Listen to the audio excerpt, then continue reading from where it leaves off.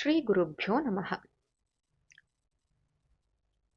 ವಿಜಯದಾಸರು ಜೊತೆಗೆ ಗೋಪಾಲದಾಸರು ಉತ್ತನೂರಲ್ಲಿದ್ದಾಗ ಹೇಗೆ ಅವ್ರ ಬಾಯಿಂದ ಅಚಾನಕ್ಕಾಗಿ ಅವರು ಲೋಕವಾರ್ತೆ ಮಾತಾಡಬೇಕಾದ್ರೆ ಒಂದು ತಾಯಿ ಬಂದು ಆ ಮಾತೆ ಅವ್ರ ಕಾಲ್ ಮೇಲೆ ಬಿದ್ದು ಬೀಳ್ತಲ್ಲ ಅಷ್ಟೇನೆ, ಏನು ಬೇಡ್ಕೊಳೋದು ಇಲ್ಲ. ಆಗ ಗೋಪಾಲದಾಸರು ಪಾಂಡುರಂಗ ನಿನ್ನನ್ನ ಚೆನ್ನಾಗಿಟ್ಟಿರ್ಲಮ್ಮ, ದೀರ್ಘ ಸುಮಂಗಲಿ ಬಾಬಾ ಅಂತ ಆಶೀರ್ವಾದ ಮಾಡಿದ್ದಕ್ಕೆ ನೋಡಿದ್ರೆ ಪಾಪ ಗಂಡ ತೀರ್ ಹೋಗಿ 2 ಗಂಟೆ ಆಗ್ಬಿಟ್ಟಿರುತ್ತೆ. ಆಮೇಲೆ ಹೇಗೆ ಅವರು ಅದನ್ನೆಲ್ಲ ಪಾರ್ ಮಾಡಿದ್ರು ವಿಜಯದಾಸರನ್ನ ಇಟ್ಕೊಂಡು. That was the indication that he should stop his profession ಅಂತ. ಸೊ ಅದನ್ನ ವಿಜಯದಾಸರು ಹೇಳ್ತಾರೆ, ನೋಡು ನಿನಗೊಂದು ಕ್ಲೂ ಕೊಡ್ತೀನಿ ಅಂತ ಅಂದಿದ್ನಲ್ಲ, ಈಗ ಇದನ್ನ ನಿಲ್ಲಿಸ್ಬಿಡು ನೀನು ಈ ವೃತ್ತಿನ ಅಂತ ಹೇಳ್ತಾರೆ. ಆಮೇಲೆ ಆ ಪಾಪ ಆ ಗಂಡನ್ನ ಬದುಕಿಸ್ತಾರೆ ವಿಜಯದಾಸರು ದಯದಿಂದ. ಇದಾದ್ಮೇಲೆ ಗುರುಗಳು ವಿಜಯದಾಸರು ಆಜ್ಞೆ ಮಾಡ್ತಾರೆ, ಗೋಪಾಲದಾಸರು ಒಂದಷ್ಟು ದಿನಗಳ ಕಾಲ ವೇಣಿ ಸೋಮಪುರದಲ್ಲಿ ಇರ್ತಾರೆ. ವೆಂಕಟರಾಮಾಚಾರ್ಯರ ಜೊತೆಯಲ್ಲಿ ವೇಣಿ ಸೋಮಪುರದಲ್ಲಿ ಇರ್ತಾರೆ. ಇದಾಗಿ ಸ್ವಲ್ಪ ದಿನಗಳಾದ್ಮೇಲೆ ವಿಜಯದಾಸರು ಕರೀತಾರೆ. 3 ಜನ ಅಂದ್ರೆ ಗೋಪಾಲದಾಸರು, ಸೀನಣ್ಣ ಮತ್ತೆ ದಾಸಣ್ಣ, ಇವ್ರು 3 ಜನ ವಿಜಯದಾಸರ ಜೊತೆಗೆ ಮತ್ತೆ ಯಾತ್ರೆಯನ್ನ ಕೈಗೊಳ್ತಾರೆ. ಗುರುಗಳ ಜೊತೆ ಯಾತ್ರೆ ಮಾಡೋದು ಅಂದ್ರೆ ಗೋಪಾಲದಾಸರಿಗೆ ಪ್ರತಿದಿನ ಅವರು ಕಾಶಿಗೆ ಹೋದ್ರು ಅಂದ್ರೆ ಕಾಶಿಯಲ್ಲಿ ಕ್ಷೇತ್ರ ಮೂರ್ತಿನ ದರ್ಶನ ಮಾಡೋದು ಬೇಕಾಗಿಲ್ಲ, ವಿಜಯದಾಸರಲ್ಲೇ ಕ್ಷೇತ್ರ ಮೂರ್ತಿಗಳ ದರ್ಶನ ಆದಂಗಂತೆ. ಆ ರೀತಿ ಅವರು ಪದ ಪದ್ಯ ಸುಳಾದಿಗಳಲ್ಲೇನೆ ಭಗವಂತನ ದರ್ಶನ ಮಾಡಿಸ್ಬಿಡೋರು. ದೇವಸ್ಥಾನಕ್ಕೆ ಒಳಗಡೆ ಹೋಗಿ ಭಗವಂತನ ನೋಡೋ ಅಂತ ಅವಶ್ಯಕತೆನೇ ಇರ್ತಿರ್ಲಿಲ್ಲ ಅನ್ನೋಷ್ಟ್ರ ಮಟ್ಟಿಗೆ ಅಷ್ಟು ಚೆನ್ನಾಗಿ ಅವರು ಕ್ಷೇತ್ರ ದೇವತೆಗಳನ್ನ ವರ್ಣನೆ ಮಾಡ್ತಾ ಇದ್ರು ತಮ್ಮ ಪದ್ಯ ಸುಳಾದಿಗಳಲ್ಲಿ. ಗೋಪಾಲದಾಸರಿಂದ ಹಾಡ್ಸೋದು ಅಂದ್ರೆ ವಿಜಯದಾಸರಿಗೂ ಅಷ್ಟೇ ಖುಷಿ ಅಂತೆ.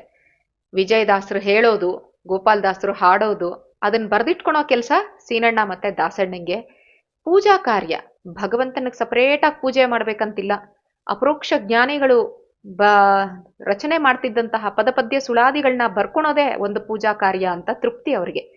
ಈ ರೀತಿ ಯಾತ್ರೆಗಳನ್ನ ಮಾಡ್ತಾ ಇದ್ದಾರೆ ಇಂತಿಂತ ದೊಡ್ಡ ಮಹಾನುಭಾವರು, ಎಲ್ಲಾರು ಅಪರೋಕ್ಷ ಜ್ಞಾನಿಗಳು. ಅಂತ ಜ್ಞಾನಿಗಳ ಜೊತೆ ಹೋಗೋದಿಕ್ಕೆ ಯಾರು ಇಷ್ಟಪಡಲ್ಲ? ಜನರೆಲ್ಲ ತುಂಬಾ ಖುಷಿ ಬೀಳ್ತಾ ಇದ್ರಂತೆ ಜೊತೆಲಿ ಹೋಗೋದಿಕ್ಕೆ. ಯಾವ ಊರ್ಗ್ ಹೋದ್ರು ಕೂಡ ಆ ಊರಲ್ಲಿ ಭಜನೆ ಮಾಡ್ತಾ ಮಾಡ್ತಾ ಅವರು ಯಾಯಾವಾರಕ್ಕೆ ಹೋಗ್ತಾ ಇದ್ರು. ಜೋಳಿಗೆ ಎಷ್ಟು ತುಂಬುತ್ತಿತ್ತೋ ಬಿಡುತ್ತೋ ಗೊತ್ತಿಲ್ಲ, ಆದ್ರೆ ಪ್ರತಿ ಊರಲ್ಲೂ ಕೂಡ ಸಂತರ್ಪಣೆ ನಡೆಸ್ತಾ ಇದ್ರಂತೆ. ಅಂದ್ರೆ ಊರವ್ರಿಗೆಲ್ಲ ಪ್ರಸಾದಕ್ಕೆ ಇಡ್ತಾ ಇದ್ರು. ಯಾಕಂದ್ರೆ ವಿಜಯದಾಸರ ಇದ್ರ ಪ್ರಕಾರ 5 ಮನೆಗಳಿಗೆ ಮಾತ್ರ ಅವರು ಯಾಯಾವಾರಿ ವೃತ್ತಿಗೆ ಹೋಗ್ತಾ ಇದ್ರು. ಅವ್ರು ಎಲ್ಲಿ ಉಳ್ಕೋತಾ ಇದ್ರು ಅನ್ನೋದು ಗೊತ್ತಾಗ್ತಾ ಇತ್ತು ಹಳ್ಳಿಯವ್ರಿಗೆ. ಅವ್ರೇನ್ ಮಾಡೋರು, ವಿಜಯದಾಸರು ಯಾಯಾವಾರಿ ವೃತ್ತಿ ಮುಗಿಸ್ಕೊಂಡು ವಾಪಸ್ ಬರೋದ್ರೊಳಗಡೆ ಅವರೇ ತಂದು ಎಲ್ಲ ದವಸ ಧಾನ್ಯಗಳನ್ನ ಇಟ್ಬಿಡೋರು. ಏನ್ ಮಾಡ್ತಾರೆ? ಯಾಕಂದ್ರೆ ಇವ್ರು ಮತ್ತೆ ನೆಕ್ಸ್ಟ್ ಊರಿಗೆ ಹೋದಾಗ್ಲೂ ಮತ್ತೆ ಯಾಯಾವಾರಿ ಮಾಡ್ತಾರೆ. ಹೊತ್ಕೊಂಡು ಹೋಗೋ ಪದ್ಧತಿ ಇವ್ರಿಗಿಲ್ಲ, ಯಾವುದನ್ನು ಕೂಡಿಡೋ ಬುದ್ಧಿ ಇಲ್ಲ ವಿಜಯದಾಸರಿಗೆ. ಹಾಗಾಗಿ ಆ ಊರವ್ರಿಗೆ ಅವ್ರು ಕೊಟ್ಟಿದ್ದನ್ನ, ಕೆರೆಯ ನೀರನ್ನು ಕೆರೆಗೆ ಚೆಲ್ಲಿ ಅಂತ ಅವ್ರು ಕೊಟ್ಟಿದ್ದನ್ನ ಯಾವ ಗುಡಿಲಿ ಉಳ್ಕೋತಾ ಇದ್ರೋ ಅಲ್ಲಿ ಭಗವಂತನಿಗೆ ನೈವೇದ್ಯ ಸಮರ್ಪಣೆಯನ್ನ ಮಾಡಿ ಅವರೆಲ್ಲಾರ್ಗೂ ಹಂಚ್ತಾ ಇದ್ರಂತೆ. ಇವ್ರು ಬಂದ್ರು ಅಂದ್ರೆ ವಿಜಯದಾಸರು ಗೋಪಾಲದಾಸರು ಆ ಊರಿಗೆ ದೊಡ್ಡ ದೊಡ್ಡ ಪೀಠಾಧಿಪತಿಗಳು ಬಂದು ಹೋದ್ರೇನೋ ಆ ತರ ವೈಭವ ಆಡಂಬರ, ಅಷ್ಟು ಜನಕ್ಕೆ ಪ್ರಸಾದ ಅಂತ ಆ ಊರವ್ರಿಗೆ ಅನ್ನಿಸ್ತಾ ಇತ್ತಂತೆ. ಆಯ್ತು, ಇನ್ನೇನು ಚಿಕ್ಕಲಪರ್ವಿಗೆ ಹೋಗ್ಬೇಕು ವಿಜಯದಾಸರು. ಅದಕ್ಕಿಂತ ಮುಂಚೆ which is very near to Chikkalaparvi, Manvi ಅಂತ ಒಂದು ಪ್ರದೇಶ, ಅದು ಮಾನ್ವಿ ಅನ್ನೋ ಹಳ್ಳಿಗೆ ಬರ್ತಾರಂತೆ. ಮಾನ್ವಿಲಿ ಸಮಾರಾಧನೆದು ವ್ಯವಸ್ಥೆನ ಮಾಡ್ತಾರೆ. ತುಂಬಾ ಎಲಾಬ್ರೇಟ್ ಅರೇಂಜ್ಮೆಂಟ್ಸ್ ಎಲ್ಲ ಇರತ್ತೆ, ಯಾರು ಹತ್ರದಲ್ಲಿರಲ್ಲ. ಆ ಟೈಮ್ ನೋಡಿ ವಿಜಯದಾಸರು ಗೋಪಾಲದಾಸರಿಗೆ ಮೆಲ್ಲಗೆ ಹೇಳ್ತಾರಂತೆ, ನೋಡು ಕನ್ನಡ ಹರಿದಾಸ ಸಾಹಿತ್ಯ ನರಹರಿ ತೀರ್ಥರು ಸಾಕ್ಷಾತ್ ಶಿಷ್ಯರು ಇವ್ರದ್ದು ಶ್ರೀಮದಾಚಾರ್ಯರದು. ಅವರೇನೆ ತುಂಬಾ ಯಕ್ಷಗಾನ ಬಯಲಾಟ ಆಮೇಲೆ ಅದನ್ನೆಲ್ಲ ಕಂಡುಹಿಡಿದವರು ಅಂತ ಹೇಳ್ತಾರೆ ಅವ್ರನ್ನ ಪ್ರವರ್ತಕರು ಅಂತ. ನರಹರಿ ತೀರ್ಥರು ಯತಿಗಳಾಗಿದ್ದುಕೊಂಡು ಅನೇಕ ಸಂಸ್ಕೃತ ಕೃತಿಗಳನ್ನ ರಚಿಸೋದ್ರ ಜೊತೆಗೆ, ಉದ್ಗ್ರಂಥಗಳನ್ನ ರಚನೆ ಮಾಡೋದ್ರ ಜೊತೆಗೆ, ಯಕ್ಷಗಾನ ಅಂದ್ರೆ ಜನಗಳು ಮಾಮೂಲಿ ನಮ್ಮಂತವ್ರಿಗೆಲ್ಲ ಅರ್ಥ ಆಗ್ಬೇಕಲ್ಲ, ಅದಕ್ಕೆ ಯಕ್ಷಗಾನ ಬಯಲಾಟದ ಮೀಡಿಯಂ ಅಲ್ಲೂ ಕೂಡ ಭಗವಂತನ ಬಗ್ಗೆ ಹೇಳ್ಕೊಟ್ಟಂತವ್ರು ಅವರು. ಹೀಗೂ ಭಗವಂತನ ಬಗ್ಗೆ ಹೇಳಬಹುದು ಅಂತ ತೋರಿಸ್ಕೊಟ್ಟವ್ರು. ಇನ್ನು ಶ್ರೀಪಾದರಾಜರು ಅವರು ಅಷ್ಟೇ. ಶ್ರೀಪಾದರಾಜರು ಶ್ರೀರಂಗಂಗೆ ಹೋಗಿರ್ತಾರೆ ಒಂದ್ಸರಿ. ಆಗ ಅಲ್ಲಿ ಆಳ್ವಾರರು ಅಂತ ಇರ್ತಾರೆ, ಶ್ರೀ ವೈಷ್ಣವರ ಇದರಲ್ಲಿ ಆಳ್ವಾರರು ಅಂತ.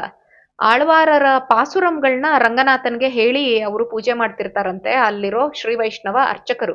ಅದನ್ನ ನೋಡಿ ಇವ್ರಿಗೆ ಇನ್ಸ್ಪೈರ್ ಆಗಿ ಮಧ್ವನಾಮವನ್ನ ಬರೀತಾರೆ ಅವರು. ಮತ್ತೆ ತಮ್ಮ ಸಂಸ್ಥಾನ ಪೂಜೆ ಕಾಲದಲ್ಲಿ ಕನ್ನಡ ಕೃತಿಗಳನ್ನ ರಚನೆ ಮಾಡೋದ್ರ ಮೂಲಕ ಭಗವಂತನನ್ನ ಆರಾಧನೆ ಮಾಡ್ತಿರ್ತಾರಂತೆ. ಇವರು ಯತಿಗಳೇ.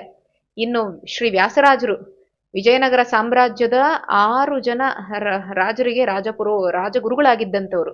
ಅವರೂ ಕೂಡ ತುಂಬಾ ತುಂಬಾ ಕೃತಿಗಳನ್ನ ರಚನೆ ಮಾಡಿದ್ದಾರೆ ಕನ್ನಡದಲ್ಲಿ.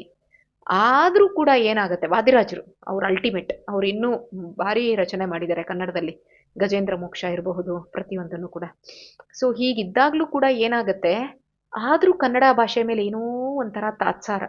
ಪಂಡಿತರುಗಳಿಗೆ especially, not for common people, ಪಂಡಿತರುಗಳಿಗೆ, ಯಾರು ಭಾರಿ ಉದ್ದಂಡ ಪಂಡಿತರಾಗಿರ್ತಾರೆ, ಸಂಸ್ಕೃತ ಹರಿದು ಕುಡಿದು ತಿಂದಿರೋರು, ಅವರು ಹಾಗ ಅನ್ಕೋತಾ ಇದ್ರಂತೆ. ಯಾಕೋ ಈ ಭಾಷೆ ಬಗ್ಗೆ ಒಂಥರ ಕೀಳು ಭಾವನೆ. ಹರಿ ಸೇವೆ ಮಾಡಬೇಕು ಅಂತಂದ್ರೆ ಮಂತ್ರಗಳನ್ನ ಗಟ್ಟಿಯಾಗಿ ಹೇಳಿದ್ರೆ ಮಾತ್ರ ಅಂತ ಅವ್ರಿನ್ನ ಆ ನಂಬಿಕೆಯಿಂದ ಹೊರಗಡೆ ಬಂದಿಲ್ಲ. ಜನಗಳ ಮುಂದೆ ಒಂಥರ ದರ್ಪದಿಂದ ನಡ್ಕೋಬೇಕು, ನೋಡ್ಬೇಕು ಅವ್ರನ್ನ. ಅವ್ರು ನೋಡಿದ್ರೆ ಗೊತ್ತಾಗ್ಬಿಡುತ್ತೆ ಪಂಡಿತರು ಅಂತ, ಬೇರೆ ಏನು ಹೇಳೋದ್ ಬೇಕಾಗಿಲ್ಲ. ಒಂಥರ ತುಂಬಾ ಅಹಂಕಾರದಿಂದ ಅವ್ರು ವರ್ತನೆ ಮಾಡ್ತಾ ಇದ್ರೆ ಮಾತ್ರ ಜನ ಪಂಡಿತರು ಅಂತ ಅನ್ಕೋತಾರೆ, ಇಲ್ದಿದ್ರೆ ಇಲ್ಲ ಅಂತ ಕೆಲವೊಂದ್ ಜನಕ್ಕೆ ನಂಬಿಕೆ. Not for every one, but very limited ಜನಗಳಿಗೆ. ದೇವ್ರ ಮುಂದೆ ಕುಣಿಯೋದಿಕ್ಕೆ ಅವ್ರಿಗೆ ಮನ್ಸು ಒಪ್ಪಲ್ಲ. ಗೆಜ್ಜೆ ಕಟ್ಟಿ ಕುಣೀರಿ ಅಂತ ಪುರಂದರದಾಸರೇ ಬರೆದು ಬಿಟ್ರು ಕೃತಿಯನ್ನ. ಆದ್ರೂ ಕೂಡ ಅವ್ರಿಗೆ ಅಸಹ್ಯ. ಅಂಥವ್ರದ್ದು ಆ ಬಗ್ಗೆ ಹೇಳ್ತಾ ಇದ್ರೆ ವಿಜಯದಾಸರು, ಗೋಪಾಲದಾಸರು ಗಟ್ಟಿಯಾಗಿ ನಕ್ ಬಿಡ್ತಾರಂತೆ. ಗುರುಗಳೇ, ಈ ಸ್ವಭಾವ ನೀವಿವಾಗ ಏನ್ ಹೇಳಿದ್ರಿ, ಅಂದ್ರೆ ಕನ್ನಡ ಅಂದ್ರೆ ತಾತ್ಸಾರ, ಕುಣಿಯೋರ್ನ ನೋಡಿದ್ರೆ ಅಸಹ್ಯ, ಇದೆಲ್ಲ ನೀವ್ ಯಾರಿಗ್ ಹೇಳ್ತಾ ಇದ್ದೀರಿ, ಆ ವ್ಯಕ್ತಿ ಮೇಲೆ ನಿಮ್ಗಿವಾಗ ಕೃಪಾ ದೃಷ್ಟಿ ಬಿತ್ತು, ಅದಕ್ಕೆ ತಾನೇ ಪೀಠಿಕೆ ಹಾಕ್ತಾ ಇದ್ದೀರಾ. ನಡೀಲಿ ಗೋಪಾಲ ವಿಠಲನ್ ವಿಚಿತ್ರವಾಗಿರೋ ಲೀಲೆಗಳು, ಅವನನ್ನ ಸರಿಪಡಿಸ್ಬೇಕು ಅಂತ ಅಲ್ವಾ ನೀವು ಅವತಾರ ಮಾಡಿರೋದು? ಬನ್ನಿ ಅಲ್ಲಿಗೆ ಹೋಗೋಣ ಅಂತ ಹೇಳ್ತಾರೆ. ಗೋಪಾಲದಾಸರು ಮಾತು ಕೇಳಿದ ತಕ್ಷಣ ವಿಜಯದಾಸರು ಸಿಟ್ಟು ಮಾಡ್ಕೊಂಡಂಗ್ ನಾಟಕ ಮಾಡ್ತಾರಂತೆ. ಆಗ್ಲೇ ನೋಡ್ಬಿಟ್ಟಿಯಾ ಭಾಗಣ್ಣ, ವ್ಯಕ್ತಿಗಳು ಇದನ್ನ ನೀನು ಕಂಡಿಡಿಯೋ ಬುದ್ಧಿ ಇನ್ನ ಬಿಟ್ಟಿಲ್ವಲ್ಲ ನೀನು ಅಂತ ಹೇಳ್ತಾರೆ. ನಾನೇನ್ ನೋಡಿಲ್ಲ ಗುರುಗಳೇ, ನಿಮ್ ಪ್ರಭೆಲಿ ಅದೇ ಕಾಣಿಸ್ಬಿಡ್ತು. ಅಂತ ದೊಡ್ಡ ಪ್ರಭೆ, ಬೆಳಕಿರ್ಬೇಕಾದ್ರೆ ಕತ್ಲಿರುತ್ತಾ? ಇಲ್ಲ ಅಲ್ವಾ? ಸೊ ಹಾಗೆ ನನಗೆ ಅವನು ಮೂಲ ಚೈತನ್ಯ ಏನು, ಅಂದ್ರೆ ಯಾವ ವ್ಯಕ್ತಿ ಬಗ್ಗೆ ವಿಜಯದಾಸರು ಮಾತಾಡ್ತಾ ಇದ್ದಾರೆ, ಅವನ ಮೂಲ ಸ್ವರೂಪ ಏನು ಮತ್ತು ಅವನ ಭವಿಷ್ಯ ಏನು ಅಂತ ನಾನು ತಿಳ್ಕೊಂಡ್ಲಾ ಅಂತ ಕೇಳಿದಾಗ, ಹಾಗೆಲ್ಲ ಮಾಡಬೇಡ ಭಾಗಣ್ಣ, ರಾಘವೇಂದ್ರ ಸ್ವಾಮಿಗಳ ಪರಮಾನುಗ್ರಹ ಪಡೆದಿದ್ದಾನೆ ಅವನು, ಅಂತ ದೊಡ್ಡ ಪುಣ್ಯಶಾಲಿ ಅವನು. ಪುಟ್ಟ ವಯಸ್ಸು, ಒಳ್ಳೆ ಪಾಂಡಿತ್ಯ ಇದೆ, ಶ್ರೇಷ್ಠ ಗುರುಗಳು, ಅವರಿಂದ ಶಿಕ್ಷಣ ಸಿಕ್ಕಿದೆ ಅವನಿಗೆ, ಎಲ್ಲ ಸರಿ ಹೋಗುತ್ತೆ. ಅಲ್ಲಿ ತನಕ ಅವನಿಗೆ ಭವಿಷ್ಯದ ಬಗ್ಗೆ ನೀನು ಯೋಚನೆ ಮಾಡಬಾರ್ದು ಅಂತ ಹೇಳ್ತಾರೆ. ಸೀನು, ತೀರ್ಥ ಪ್ರಸಾದ ಸ್ವೀಕಾರಕ್ಕೆ ಜನನ್ನ ಕರೆಯಕ್ ಹೋಗ್ತಿದ್ಯಲ್ಲಪ್ಪ, ನೀವೇ ಹೋಗ್ತಿದ್ದೀರಾ, ಆದ್ರೆ ಈ ಊರಲ್ಲಿ ಒಂದು ಮನೆಗೆ ಮಾತ್ರ ನಾನು ಮತ್ತೆ ಭಾಗಣ್ಣ ಹೋಗ್ಬಿಟ್ಟು ಬರ್ತೀವಿ, ನಿಮ್ ಜೊತೆ ಬರ್ತೀವಿ ಅಂತ ಗೋಪಾಲದಾಸ್ರಿಗ ವಿಜಯದಾಸರು ಹೇಳ್ತಾರೆ. ಏನಣ್ಣ ಇದಕ್ಕೆಲ್ಲ ನೀವ್ಯಾಕೆ ಬರಬೇಕು? ಅದ್ರಲ್ಲೇನು ಅವ್ರಿಗೆ ನೀವಿಬ್ರೇ ಬಂದು ಕರಿಬೇಕು ಅಂತ? ನಾವೇನು ವೈಯಕ್ತಿಕವಾಗಿ ಏನು ಮಾಡ್ತಾ ಇಲ್ವಲ್ಲ, ನಮ್ದೇನ್ ಫ್ಯಾಮಿಲಿ ಫಂಕ್ಷನ್ ಇದು, ಕರಿತಿಲ್ವಲ್ಲ. ನಾವು ಕರಿತಾ ಇರೋದೇ ಊರಿನ ಜನಕ್ಕೋಸ್ಕರ. ಅದ್ರಲ್ಲಿ ಪ್ರತಿಷ್ಠೆ ಮಾತೆಲ್ಲಿಂದ ಬರುತ್ತೆ? ಸಮಾರಾಧನೆ ಇರೋ ವಿಷಯ ಜನಕ್ಕೆ ಗೊತ್ತಾಗಲ್ಲ ಕೆಲವೊಂದ್ಸರಿ, ಯಾಕಂದ್ರೆ ಇವ್ರು ಬಂದಿರೋದು ಎಲ್ರಿಗೂ ಗೊತ್ತಾಗ್ಬೇಕು ಅಂತಿಲ್ವಲ್ಲ. ಅದಕ್ಕೇನೆ ಮನೆಗೆ ಹೋಗಿ ನಾವು ಕರೆದ್ಬಿಟ್ಟು ಬರ್ತಾ ಇದ್ದೀವಿ. ಬರೋದು ಬಿಡೋದು ಅವ್ರ ಇಷ್ಟ, ಅವ್ರ ಯೋಗ್ಯತೆ ಇದ್ರೆ, ಅವ್ರಿಗೆ ಆ ಸಾಧನೆ ಇದ್ರೆ ಬರ್ತಾರೆ, ಇಲ್ದೇ ಇದ್ರೆ ಒಬ್ಬನಿಗೆ ಮಾತ್ರ ಕರಿಯಕ್ ನೀವಿಬ್ರೂ ಬರ್ತೀರಾ ಅಂತ ಹೇಳ್ತಾ ಇದ್ದೀರಲ್ಲ, ಏನೋ ನಡೆಯುತ್ತೆ ಅನ್ಕೋತೀನಿ, ಸಮಥಿಂಗ್ ಸ್ಪೆಷಲ್. ಏನು ಅಂತ ಕೇಳ್ಬೋದಾ ಅಂತ ದಾಸಣ್ಣ ಪ್ರಶ್ನೆ ಮಾಡ್ತಾನಂತೆ. ಆಗ ವಿಜಯದಾಸರು ದಾಸಣ್ಣನ ಪ್ರಶ್ನೆಗೆ ವೆರಿ ಗುಡ್ ಅಂತಾರೆ. ಯಾಕಂದ್ರೆ ಅವನೇ ತಿಳ್ಕೊಳಕ್ ಹೋಗ್ಲಿಲ್ಲ, ಒಳಗಡೆ ಡೈವ್ ಮಾಡಕ್ ಹೋಗ್ಲಿಲ್ಲ ಅವನು. ನೀನೇ ಪರವಾಗಿಲ್ಲಪ್ಪ ದಾಸು, ನಿಮ್ಮ ಅಣ್ಣನ ತರ ಎಲ್ಲದಕ್ಕೂ ಒಳಗಡೆ ಹೋಗೋ ಅಭ್ಯಾಸ ಬೆಳೆಸ್ಕೊಂಡಿಲ್ಲ ನೀನು. ತಪಸ್ಸಿನ ಶಕ್ತಿ ಹ್ರಾಸ ಆಗುತ್ತೆ. ಯಾಕಂದ್ರೆ ನಾವು ಒಳಗಡೆ ಯೋಚನೆ ಮಾಡಕ್ ಶುರು ಮಾಡಿದ್ವಿ ಅಂದ್ರೆ ನಮ್ಮಷ್ಟಕ್ ನಾವೇ, ಅದಕ್ಕೆ ನಮ್ ತಪಶಕ್ತಿ ಬೇಕು. ಆ ತಪಶಕ್ತಿ ಹೊಟ್ಟೋಗ್ಬಿಡುತ್ತೆ. ಆ ಎಚ್ಚರಿಕೆ ಇದೆಯಲ್ಲ ನಿನಗೆ, ನನಗ್ ತುಂಬಾ ಖುಷಿ ಆಯ್ತು. ನಿಮ್ಮ ಅಣ್ಣಂಗೂ ಒಂದ್ ಸ್ವಲ್ಪ ಬುದ್ಧಿ ಹೇಳ್ಬಾರ್ದ ಅಂತ ವಿಜಯದಾಸರು ನಗ್ತಾ ಹೇಳ್ತಾರೆ. ಆಗ ನಮ್ಮಣ್ಣ, ನೀವು, ನಿಮ್ ಮಾತೆಲ್ಲ ನಮ್ಗೆ ಯಾಕೆ ಗುರುಗಳೇ? ಪುಣ್ಯದ ರಾಶಿ ರಾಶಿ ಬಿದ್ದಿದೆ ನಿಮ್ಮ ಹತ್ರ. ಒಳ್ಳೆ ಬೆಟ್ಟ, ನಿಮ್ ಪುಣ್ಯ ಹೇಗಿದೆ ಅಂದ್ರೆ ಬೆಟ್ಟ ಇದ್ದಂಗಿದೆ. ಅದ್ರಲ್ಲಿ ಒಂದ್ ಸಣ್ಣ ಕಲ್ಲಪ್ಪ, ಅದು ಹೋಯ್ತು ಅಂತ ಅನ್ಕೊಳ್ಳೋಣ. ಅಂದ್ರೆ ಪುಣ್ಯ ಹ್ರಾಸ ಆದ್ರೆ, ಪುಣ್ಯ ಕಡಿಮೆ ಆದ್ರೆ ಒಂದು ಕಲ್ಲು ಹೋಯ್ತು, ತಲೆ ಕೆಡಿಸ್ಕೋತಾರ ಯಾರಾದ್ರೂ? ದೊಡ್ಡ ಬೆಟ್ಟನೇ ಬಿದ್ದಿದೆ, ಕಲ್ಲು ಹೋದ್ರೆ ಯಾರು ತಲೆ ಕೆಡಿಸ್ಕೋತಾರೆ? ನಮ್ದು ಹಂಗಲ್ಲ, ನಮ್ದು ಇರೋದೇ ಸ್ವಲ್ಪ. ಅದನ್ನ ಸರಿಯಾಗಿ ಉಳಿಸ್ಕೊಂಡೇ ಇದ್ರೆ ನಿಮ್ ದರ್ಶನನೂ ಸಿಕ್ಕಲ್ಲ, ನಿಮ್ ಸೇವೆನೂ ಸಿಕ್ಕಲ್ಲ ನಮ್ಗೆ ಅಂತ ಹೇಳ್ತಾರೆ. ಜಾಣ್ರಪ್ಪ ನೀವು, ಸಿಕ್ಕಾಕೊಳಲ್ಲ. ಆಯ್ತು ಹೇಳ್ತೀನಿ ನೋಡಿ. ನಾವೆಲ್ಲ ಇವಾಗ ಸೇರ್ಕೊಂಡು ಯಾರನ್ನ ಇನ್ವೈಟ್ ಮಾಡಕ್ ಹೋಗ್ತಾ ಇದೀವಿ ಅಂದ್ರೆ, ಶ್ರೀನಿವಾಸಾಚಾರ್ಯ ಅಂತ ಒಬ್ಬ ಮಹಾಪಂಡಿತ ಮಂತ್ರಾಲಯದಲ್ಲಿ ಇದ್ಕೊಂಡು ವರದೇಂದ್ರ ತೀರ್ಥರು ಅಂದ್ರೆ ಪೀಠಾಧಿಪತಿಗಳು ಮಂತ್ರಾಲಯ ಮಠದ್ದು, ಅವರಿಂದಾನೇ ತತ್ವಜ್ಞಾನ ಪಡ್ಕೊಂಡಿದ್ದಾರೆ ಅಂತ ಪುಣ್ಯಶಾಲಿ ಅವನು. ಇತ್ತೀಚೆಗೆ ಊರಿಗೆ ವಾಪಸ್ ಬಂದಿದ್ದಾರೆ. ನಮ್ಮ ಹತ್ರ ಇನ್ವೈಟ್ ಮಾಡಿಸ್ಕೊಂಡೇ ಅವ್ರು ಬರಬೇಕು ಅನ್ನೋ ಥರ ಇದ್ರೆ ಅಂಥದ್ದೇನು ಅಪರಾಧ ಅಲ್ಲಪ್ಪ. ಯಾಕಂದ್ರೆ ಇನ್ನ ಪುಟ್ಟ ಹುಡುಗ ಅಲ್ವಾ, ಸ್ವಲ್ಪ ಅಹಂಕಾರ ಇರುತ್ತೆ. ಈಗ ತಾನೇ ವಿದ್ಯೆ ಕಲ್ತ್ಬಿಟ್ಟು ಬಂದಿದ್ದಾನೆ, ಅವನ ಪಾಂಡಿತ್ಯಕ್ಕಾದ್ರೂ ನಾವು ಬೆಲೆ ಕೊಡೋದು ಬೇಡವೆ, ಅವ್ನು ಕಲ್ತಿರೋ ವಿದ್ಯೆಗೆ. ಅದಕ್ಕೆ ನಿಮ್ಮಿಬ್ರ ಜೊತೆ ನಾವಿಬ್ರು ಇವತ್ತಲ್ಲಿಗೆ ಬರ್ತೀವಿ ಅಂತ ವಿಜಯದಾಸರು ಹೇಳ್ತಾರೆ. ಅದಕ್ಕೆ ಸೀನಣ್ಣ ಹೇಳ್ತಾನೆ, ಅಲ್ಲ ಪಾಂಡಿತ್ಯ ಇದ್ದ ಮಾತ್ರಕ್ಕೆ ಅಹಂಕಾರ ಯಾಕೆ ಬರಬೇಕು? ವಿದ್ಯಾ ದದಾತಿ ವಿನಯ. ವಿದ್ಯೆ ಇದೆ ಅಂದ್ರೆ ವಿನಯ ಅನ್ನೋಂಥದ್ದು ಜೊತೆಲಿರ್ಬೇಕು, ಹಂಬಲ್ನೆಸ್. ಆದ್ರೆ ಅಹಂಕಾರ ಯಾಕೆ ಬರಬೇಕು? ಇಂಥವ್ರು ನಮ್ಮ ಫಂಕ್ಷನ್ಗೆ ಬಂದ್ರೆಷ್ಟು ಬಿಟ್ರೆಷ್ಟು ಅಂತ ಸೀನಣ್ಣ ಹೇಳ್ತಾನೆ. ವಿಜಯದಾಸರು ಹೇಳ್ತಾರೆ, ಅದು ಸಾಧಾರಣ ಮನೆ ಅಲ್ಲಪ್ಪ. ಅಂದ್ರೆ ದಿವಾನ್ ತಿಮ್ಮಣ್ಣಯ್ಯ ಅವ್ರು ಇದ್ರಲ್ಲ ವಿಜಯದಾಸರ ಶಿಷ್ಯರು, ಅವರಿಂದ ಅಂಕಿತ ಪಡೆದಿರ್ತಾರಂತೆ. ಯಾರು? ಶ್ರೀನಿವಾಸಾಚಾರ್ಯರ ತಂದೆ, ಅಂದ್ರೆ ನರಸಿಂಹದಾಸರು ಶ್ರೀನಿವಾಸಾಚಾರ್ಯರ ತಂದೆ.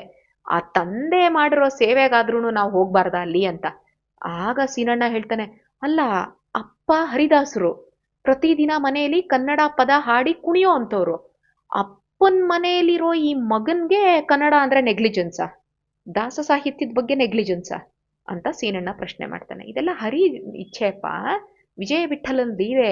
ಏನ್ ಮಾಡಕ್ಕಾಗತ್ತೆ? ಒಂದೊಂದು ಸುಜೀವಿಗೆ ಒಂದೊಂದ್ ಸರಿ ಜ್ಞಾನ ಬರೋದಕ್ಕೆ ಒಂದೊಂದೊಂದೊಂದು ಇನ್ಸಿಡೆಂಟ್ ಕ್ರಿಯೇಟ್ ಮಾಡ್ತಾನೆ ಭಗವಂತ. ಎಲ್ರಿಗೂ ಒಂದೇ ತರ ಆಗೋದಿಲ್ವಲ್ಲ. ಆ ನಾಟಕ ನೋಡ್ಬೇಕಷ್ಟೇ, ಭಗವಂತನ ನಾಟಕ ಏನ್ ಮಾಡ್ತಾನೆ ಅದನ್ನ ನಾವು ನೋಡೋದಷ್ಟೇ ನಮ್ ಕೆಲ್ಸ. ಬನ್ನಿ ಬನ್ನಿ ಹೋಗೋಣ, ಇನ್ನ ತುಂಬಾ ಕೆಲ್ಸಗಳಿದೆ ಅಂತ ಹೇಳ್ತಾ ವಿಜಯದಾಸರು ಎದ್ದೋಳ್ತಾರೆ. ಅವರೆಲ್ಲರೂ ಶ್ರೀನಿವಾಸಾಚಾರ್ಯರ ಮನೆಗೆ ಬರ್ತಾರೆ. ಆಚಾರ್ಯರು ಏನೋ ಬರಿತಾ ಕೂತಿರ್ತಾರಂತೆ. 4 ಜನ ಬರ್ತಾರೆ. ವಿಜಯದಾಸರು, ಗೋಪಾಲದಾಸರು, ಸೀನಣ್ಣ, ದಾಸಣ್ಣ, ಈ 4 ಜನ ಶ್ರೇಷ್ಠ ಹರಿದಾಸರು ಮನೆಗೆ ಬಂದಿರ್ತಾರೆ. ಎದ್ದು ಸ್ವಾಗತ ಮಾಡಲ್ವಂತೆ. ಇನ್ನು ಇವ್ರ ಬಗ್ಗೆ ಗೊತ್ತಾಗ್ಬಿಡುತ್ತಲ್ಲ, ಎದ್ದಿಲ್ಲ ಅಂದ್ರೆ ಗೊತ್ತಾಗುತ್ತಲ್ಲ, ನೆಗ್ಲಿಜೆನ್ಸ್ ಅಂದ್ರೆ ಹರಿದಾಸರು ಅಂದ್ರೆ ನೆಗ್ಲಿಜೆನ್ಸ್, ಉಡಾಫೆ. ತೀರ್ಥಯಾತ್ರೆ ಮುಗಿಸ್ಕೊಂಡು ಬಂದಿದೀವಿ, ಅದಕ್ಕೋಸ್ಕರ ನಾಳೆ ಇಲ್ಲಿ ಸಮಾರಾಧನೆ ಇಟ್ಕೊಂಡಿದೀವಿ. ನಿಮ್ಮಂತ ಪಂಡಿತರು ನೀವಿದ್ರಲ್ಲಿ ಭಾಗವಹಿಸ್ಬೇಕು, ತೀರ್ಥ ಪ್ರಸಾದ ಸ್ವೀಕಾರ ಮಾಡಿ ನಮ್ಮನ್ನ ಆನಂದ ಪಡಿಸ್ಬೇಕು ಅಂತ ವಿಜಯದಾಸರು ಕೇಳ್ಕೋತಾರಂತೆ. ಆಗ್ಲೂ ಕೂಡ ಕುತ್ಕೊಳ್ಳಿ ಅಂತ ಕೂಡ ಹೇಳಿಲ್ವಂತೆ ಅವರು. ಅವರು ಕೂತ್ ಜಾಗದಿಂದ ಕದಲಿಲ್ಲ ಶ್ರೀನಿವಾಸಾಚಾರ್ಯ. ನಮ್ಮ ಗುರುಗಳಿಗೆ ಕುತ್ಕೊಳ್ಳಿ ಅಂತ ಕೂಡ ಹೇಳ್ತಿಲ್ಲ ಈ ಆಚಾರ್ಯ. ಅವನ ಅಹಂಕಾರ ನೋಡಿ ಗೋಪಾಲದಾಸರಿಗೆ ಸಿಕ್ಕಾಪಟ್ಟೆ ಕಸಿವಿಸಿ ಆಗೋಯ್ತಂತೆ. ಆಚಾರ್ಯರು ಹೇಳ್ತಾರಂತೆ, ನೋಡಿ ಹೇಗ್ ಬೇಕೋ ಹಾಗೆ ಎಷ್ಟೊತ್ತಿಗೆ ಬೇಕಾರ ಅಷ್ಟೊತ್ತಿಗೆ ಊಟ ಮಾಡೋ ಸ್ವಭಾವ ನಮ್ದಲ್ಲ. ತುಂಬಾ ಶಿಸ್ತಾಗಿದ್ದೀವಿ ನಾವು. ನಮ್ ಜೀವನ ಅಂದ್ರೆ ಶಿಸ್ತುಬದ್ಧ ಜೀವನ. ಅದಕ್ಕೋಸ್ಕರನೇ ಹಂಗ್ ಶಿಸ್ತಾಗಿದ್ರೇನೆ ಪಾಂಡಿತ್ಯ ಅನ್ನೋದು ಸಿದ್ಧಿ ಆಗೋದು. ನಾವ್ ಆ ರೀತಿ ಬೆಳೆದಿದೀವಿ. ಊಟ ಹೊತ್ತು ಮೀರಿದ್ರೆ ನನಗ್ ಸರಿ ಹೋಗಲ್ಲ ಅಂತ ಆಚಾರ್ಯರು ತುಂಬಾ ರಫ್ ಆಗಿ ಹೇಳ್ತಾರಂತೆ. ವಿಜಯದಾಸರು, ಹಾಗೇನೂ ಆಗಲ್ಲ, ನೀವ್ ಯಾವ ಹೊತ್ತು ಊಟ ಮಾಡೋ ಅಭ್ಯಾಸ ಇದೆಯೋ ಹೇಳಿ, ಅದೇ ಹೊತ್ತಿಗೆ ನಾವೆಲ್ಲ ಸಿದ್ಧ ಮಾಡ್ಬಿಡ್ತೀವಿ ಅಂತ ವಿಜಯದಾಸರು ಹೇಳ್ತಾರೆ. ಆಗ್ಲಿ ನೋಡೋಣ ಅಂತ ಆಚಾರ್ಯರು ಹೇಳ್ತಾರೆ.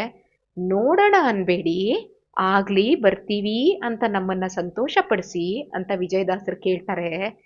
ಆಗ್ಲಿ ನೋಡೋಣ ಅಂತ ಹೇಳದ್ನಲ್ಲ, ಮತ್ತೆ ಮತ್ತೆ ಅದೇ ಮಾತು ಬೇಡ ಅಂತ ಆಚಾರ್ಯರು ತುಂಬಾ ಒರಟಾಗಿ ಉತ್ತರ ಕೊಟ್ಬಿಡ್ತಾರಂತೆ.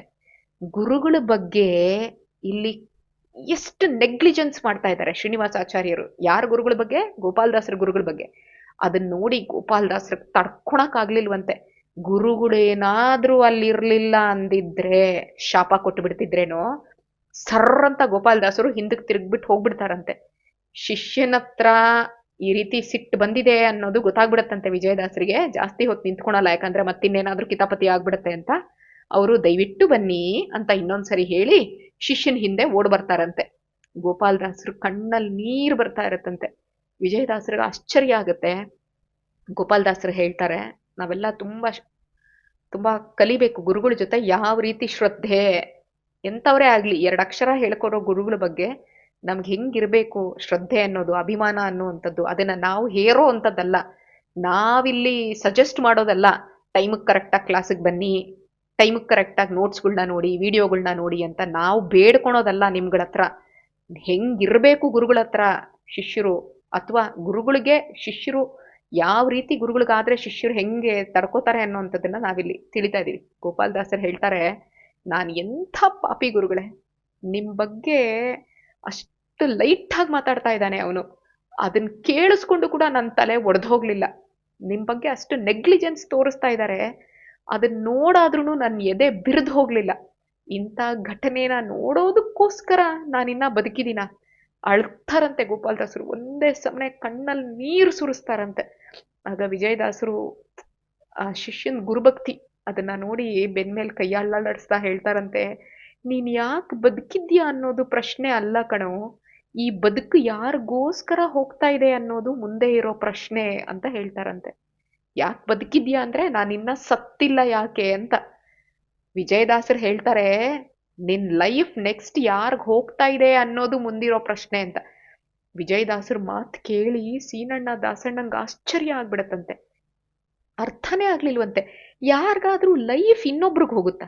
ನನ್ನ ಲೈಫ್ ಮತ್ತೊಬ್ರಿಗೆ ಹೋಗೋಕ್ ಸಾಧ್ಯನಾ? ಆ ರೀತಿ ಹೇಳ್ತಾ ಇದ್ದಾರೆ ವಿಜಯದಾಸರು. ಅಂದ್ರೆ ನಾನಿನ್ನ ಯಾಕೆ ಸತ್ತಿಲ್ಲ ಅಂತ ಹೇಳಿದ್ರೆ ಗೋಪಾಲದಾಸರು, ನೀನು ಯಾಕೆ ಬದುಕಿದ್ದಿ ಅನ್ನೋ ಪ್ರಶ್ನೆ ಅಲ್ಲಪ್ಪ, ಈ ಮುಂದೆ ನಿನ್ನ ಬದುಕು ಯಾರಿಗೆ ಹೋಗುತ್ತೆ ಅನ್ನೋದೇ ನನ್ನ ಮುಂದೆ ಇರೋ ಪ್ರಶ್ನೆ ಅಂತ. ಅರ್ಥ ಆಗ್ಲಿಲ್ಲ ವಿಜಯದಾಸರು ಯಾಕೆ ಹಿಂಗ್ ಸುತ್ತು ಬಡಿಸಿ ಮಾತಾಡ್ತಾ ಇದ್ದಾರೆ. ಸೀನಣ್ಣ ದಾಸಣ್ಣಂಗೆ ಯೋಚನೆ ಆಗತ್ತೆ, ಆದ್ರೆ ಅರ್ಥ ಆಗ್ಲಿಲ್ಲ. ಅರ್ಥ ಮಾಡ್ಕೊಳೋ ಸ್ಟೇಜ್ ಅಲ್ಲಿ ಗೋಪಾಲದಾಸರು ಇರ್ಲಿಲ್ಲ. ಯಾಕಂದ್ರೆ ಅವ್ರಿಗೆ ಸಿಕ್ಕಾಪಟ್ಟೆ ಸಿಟ್ಟು ಬಂದ್ಬಿಟ್ಟಿತ್ತು ಗುರುಗಳಿಗೆ ಇನ್ಸಲ್ಟ್ ಮಾಡಿದಕ್ಕೆ. ಮಾರನೇ ದಿನ ಊಟದ ಟೈಮ್ ಬಂತು. ಎಲ್ಲ ಬ್ರಾಹ್ಮಣರು ಹೆಂಗಸರು ಎಲ್ಲ ಬಂದಿದ್ದಾರೆ. ಗೋಪಾಲದಾಸರದು ದೃಷ್ಟಿ ಎಲ್ಲ ಮೇನ್ ಡೋರ್ ಕಡೆಗೇನೆ ಇತ್ತು. ಟೆಂಪಲ್ ಅಲ್ಲಿ ಮಹಾದ್ವಾರದ ಕಡೆ ಇತ್ತು ಅವ್ರದ್ದು. ಆಚಾರ್ಯರು ಬರ್ತಾರ ಬರಲ್ವಾ ಅಂತ ಇವ್ರಿಗೆ. ಆಚಾರ್ಯರ ಪತ್ತೆ ಇಲ್ಲ. ಅವ್ರು ಹೇಳಿದ ಟೈಮ್ಗೆ ರೆಡಿ ಮಾಡಿದ್ರೂ ಆಚಾರ್ಯರ ಪತ್ತೆ ಇಲ್ಲ. ವಿಜಯದಾಸರು ಸೂಚನೆ ಕೊಡ್ತಾರೆ, ಮತ್ತೊಂದ್ಸರಿ ಅವ್ರನ್ನ ಕರ್ಕೊಂಬರೋದಕ್ಕೆ ಹೋಗ್ತಾರೆ. ಪಾಪ ಇನ್ನೊಂದಿಬ್ರು ಅವ್ರು ವಾಪಸ್ ಬರ್ತಾರಂತೆ. ನಿಮ್ ಊಟ ಹೊತ್ತಾಗತ್ತೆ ಅಂತ ಅನ್ಕೊಂಡು ಅವ್ರು ಊಟ ಮಾಡ್ಬಿಟ್ಟಿದಾರಂತೆ. ಊಟ ಹೊತ್ತಾದ್ರೆ ಅವ್ರಿಗೆ ಹೊಟ್ಟೆ ನೋವು ಬರುತ್ತಂತೆ ಅಂತ ಹೇಳ್ತಾರೆ. ವಿಷಯ ಕೇಳದ ತಕ್ಷಣ ದಟ್ಸ್ ಇಟ್, ಗೋಪಾಲದಾಸರಿಗೆ ಆ ಸಹನೆ ಪೇಷನ್ಸ್ ಅನ್ನೋದೇನಿದೆ ಆ ಕಟ್ಟೆ ಒಡೆದು ಹೋಗ್ಬಿಡುತ್ತಂತೆ. ಯಾಕಂದ್ರೆ ನಿನ್ನೆಯಿಂದ ತಡ್ಕೊಂಡಿದ್ದಾರೆ ಅವರು. ಅಷ್ಟೆಲ್ಲ ಇನ್ಸಲ್ಟ್ ಆಯ್ತು. ನಾನ್ ಲೇಟ್ ಆದ್ರೆ ನನಗಾಗಲ್ಲ ಅಂತಂದ್ರೆ ಗುರುಗಳು ಇಲ್ಲ, ನೀವ್ ಯಾವ ಟೈಮ್ಗೆ ಹೇಳ್ತಿರೋ ಆ ಟೈಮ್ಗೆ ಊಟ ಪ್ರಿಪೇರ್ ಮಾಡ್ತೀವಿ ಅಂದ್ರು. ಅವ್ರು ಹೇಳಿದ ಟೈಮ್ಗೆ ಊಟ ಪ್ರಿಪೇರ್ ಮಾಡಿದ್ರು ಕೂಡ ಬಂದಿಲ್ಲ ಅವರು. ಇಲ್ಲ ಲೇಟ್ ಆಗತ್ತೇನೋ ಅಂತ ಅನ್ಕೊಂಡ್ಬಿಟ್ಟು ನಾನು ಊಟ ಮಾಡ್ಬಿಟ್ಟೆ, ಇಲ್ದಿದ್ರೆ ನನ್ಗೆ ಹೊಟ್ಟೆ ನೋವು ಬರುತ್ತೆ ಟೈಮ್ ಕರೆಕ್ಟಾಗಿ ಊಟ ಮಾಡದೇ ಇದ್ರೆ ಅಂತ ಹೇಳಿದ್ರು ಅವರು. ಹಂಗ ಹೇಳಿದಾಗ, ಅಲ್ಲ ಇವ್ರು ಹೇಳಿದ ಟೈಮ್ಗೆನೆ ಎಲ್ಲ ರೆಡಿ ಮಾಡಿದೀವಿ ಆದ್ರೂ ಬರ್ಲಿಲ್ಲ. ಊಟ ಹೊತ್ತಾದ್ರೆ ಹೊಟ್ಟೆ ನೋವು ಬರುತ್ತಾ? ಊಟ ಹೊತ್ತಾಗಿಲ್ವಲ್ಲ, ಎಲ್ ಬರ್ತಾ ಇತ್ತು ಹೊಟ್ಟೆ ನೋವು? ಹೊಟ್ಟೆ ನೋವಾ? ಆಗ್ಲಿ ಆಗ್ಲಿ ಅಂತ ಗೋಪಾಲದಾಸರು ಹೇಳಿದ ತಕ್ಷಣ ವಿಜಯದಾಸರು ನಾಲ್ಗೆ ಕಚ್ಕೊಂಡ್ಬಿಡ್ತಾರಂತೆ. ಎಂಥ ಕೆಲಸ ಮಾಡ್ಬಿಟ್ಯೋ ಭಾಗಣ್ಣ ಅಂತ ವಿಜಯದಾಸರು ಹೇಳ್ತಾರೆ. ಅಂಥ ಕೆಲಸ ಮಾಡಿದವರು ಆಚಾರ್ಯರು, ನಾನಲ್ಲ ಅಂತಾರೆ. ಈಗ ವಿಜಯದಾಸರು ಗೋಪಾಲದಾಸರ ಬಗ್ಗೆ ಈ ರೀತಿ ಹೇಳ್ತಾ ಇದ್ದಾರೆ. ಗೋಪಾಲದಾಸರು ಮಾಡಿರೋ ಕೆಲಸ ಆದ್ರೂ ಏನು ತಮ್ಮಂದ್ರಿಗೆ ಗೊತ್ತೇ ಆಗ್ಲಿಲ್ಲ. ಪಾಪ ಏನ್ ಮಾಡಿದ್ರು ಅವರು? ಏನು ಮಾಡ್ಲಿಲ್ಲ. ಹೊಟ್ಟೆ ನೋವಾ? ಆಗ್ಲಿ ಆಗ್ಲಿ ಇಷ್ಟೇ ಹೇಳಿದವರು. ವಿಜಯದಾಸರೇ ಅವ್ರಿಗೆ ಬಿಡಿಸಿ ಹೇಳ್ತಾರೆ, ನಿಮ್ಮಣ್ಣ ಸಾಮಾನ್ಯ ಮನುಷ್ಯ ಅಲ್ಲಪ್ಪ, ಇವನು ಹೇಳೋ ಪ್ರತಿ ಶಬ್ದದಲ್ಲೂ ಕೂಡ ದೇವಾನುದೇವತೆಗಳು ಬಂದಿರ್ತಾರೆ. ವಿಶೇಷ ಸನ್ನಿಧಾನ ಇರುತ್ತೆ ದೇವಾನುದೇವತೆಗಳದು. ಹೊಟ್ಟೆ ನೋವಾ? ಆಗ್ಲಿ ಆಗ್ಲಿ ಅಂತ ನಿಮ್ಮಣ್ಣನ್ ಮಾತು ಹೇಳದ್ನಲ್ಲ, ನೀವೇನ್ ಸಾಮಾನ್ಯ ಅಂತ ಅನ್ಕೊಂಡ್ಬಿಟ್ರ? ದೊಡ್ಡ ಕೆಲಸ ಬಂತೀಗ. ಈಗಾಗ್ಲೇ ಅಲ್ಲ ಆಚಾರ್ಯರಿಗೆ ಹೊಟ್ಟೆ ನೋವು ಶುರುವಾಗ್ಬಿಟ್ಟಿದೆ. ಗಾಯತ್ರಿ ಮಂತ್ರ ಸಿದ್ಧಿ ಪಡ್ಕೊಂಡ್ರೋನು ನಿಮ್ಮಣ್ಣ, ಅವನು ನೊಂದು ಮಾತಾಡ್ದ ಅಂದ್ರೆ ಅದು ವ್ಯರ್ಥ ಆಗುತ್ತಾ? ಗಾಯತ್ರಿ ಮಂತ್ರ ಪ್ರತಿಪಾದ್ಯ ಭಗವಂತ, ಅವನ ಇಚ್ಛೆ ಏನಿದೆಯೋ ಅವನ ಭಾಗಣ್ಣ ಇಂದ ಈ ಮಾತು ಹೊರಡಿಸ್ಬಿಟ್ಟ. ದೊಡ್ಡೋರ್ ಸಿಟ್ಟು, ಸಾತ್ವಿಕವಾಗಿರೋ ಶಾಪ ಶುಭ ಘಟನೆಗೆನೆ ಆಗೋದಿದು, ನಾಂದಿ ಆಗತ್ತೆ. ನಾವು ಬ್ರಹ್ಮದೇವ್ರ ಇದ್ರಲ್ಲಿ ಕೇಳ್ತೀವಿ, ಬ್ರಹ್ಮದೇವರಿಗೆ ಶಂಕುಕರ್ಣ ಬ್ರಹ್ಮದೇವರ ಅಸಿಸ್ಟೆಂಟು ಟೈಮ್ ಕರೆಕ್ಟಾಗಿ ಪೂಜೆ ಮಾಡ್ಬೇಕಾದ್ರೆ ತುಳಸಿ ತಂದು ಕೊಡಲ್ಲ. ನೀನು ದಾನವರ ಕುಲದಲ್ಲಿ ಹುಟ್ಟು ಅಂತಾರೆ. ದಾನವಾಗಿ ಹುಟ್ಟು ಅನ್ನಲ್ಲ, ದಾನವರ ಕುಲದಲ್ಲಿ ಹುಟ್ಟು ಅಂತ ಹೇಳ್ತಾರೆ. ಅವರೇ ಪ್ರಹ್ಲಾದರಾಗಿ ಹುಟ್ಟೋದು ಹಿರಣ್ಯಕಶಿಪು ಹೊಟ್ಟೆಯಲ್ಲಿ. ಆದ್ರೆ ಅದರಿಂದ ನಾವೆಲ್ಲ ಎಷ್ಟು ಉದ್ಧಾರ ಆದ್ವಿ. ಪ್ರಹ್ಲಾದ ಬರ್ಲಿಲ್ಲ ಅಂದ್ರೆ ವ್ಯಾಸರಾಜರು ಬರ್ತಾ ಇರ್ಲಿಲ್ಲ, ವ್ಯಾಸರಾಜು ಬರ್ತಿರ್ಲಿಲ್ಲ ಅಂದ್ರೆ ರಾಯರು ಬರ್ತಾ ಇರ್ಲಿಲ್ಲ, ರಾಯರು ಬರ್ಲಿಲ್ಲ ಅಂದ್ರೆ ನಾವೆಲ್ಲ ಎಲ್ಲಿ ಹೋಗ್ಬೇಕು, ಏನಾಗ್ಬೇಕಾಗಿತ್ತು? ಅದಕ್ಕೇನೆ ದೊಡ್ಡವ್ರು ಸಿಟ್ಟು ಮಾಡ್ಕೊಂಡ್ರು, ದೊಡ್ಡವ್ರ ಶಾಪ ಕೊಟ್ಟರು ಕೂಡ ಮುಂದೆ ಯಾವುದೋ ಒಂದು ಒಳ್ಳೆ ಘಟನೆ ಆಗತ್ತೆ. ಅದು ಅವ್ರಿಗಲ್ದೇ ಇದ್ರು ಕೂಡ ನಮ್ಮಂತ ನಾರ್ಮಲ್ ಜನಗಳಿಗೆ ಅಂತ ಏನೇನ್ ಮಾಡ್ತಾನೋ, ಕಿಂಚಿತ್ ಪ್ರಾರಬ್ಧ ಅದನ್ನ ಕಿಂಚಿತ್ ಮಾಡ್ಬಿಟ್ಟು, ಮಹತ್ ಪ್ರಾರಬ್ಧ ಇರುತ್ತೆ, ಅದನ್ನ ಸ್ವಲ್ಪದ್ರಲ್ಲೇ ಹೊಟ್ಟೆ ನೋವು ಬರ್ಸ್ಬಿಟ್ಟು ಉದ್ಧಾರ ಮಾಡೋ ಕರುಣಾಮಯಿ ನಮ್ ವಿಜಯ ವಿಠಲ ಅಂತ ಹೇಳಿ ಎಲ್ರನ್ನ ಊಟಕ್ಕೆ ಕೂಡಿಸ್ತಾರೆ. ಮುಂದೇನಾಗುತ್ತೆ ಹಾಗಾದ್ರೆ ಶ್ರೀನಿವಾಸಾಚಾರ್ಯರಿಗೆ ಅಲ್ಲಿ ಬಂದಿರುತ್ತಾ ಹೊಟ್ಟೆ ನೋವು ಅನ್ನುವಂಥದ್ದನ್ನ ನಾಳಿನ ಸಂಚಿಕೆಯಲ್ಲಿ ತಿಳ್ಕೊಳ್ಳೋಣ ಅಂತ ಹೇಳ್ತಾ, ಮಧ್ವಾಂತರ್ಗತ ಶ್ರೀಕೃಷ್ಣಾರ್ಪಣಮಸ್ತು.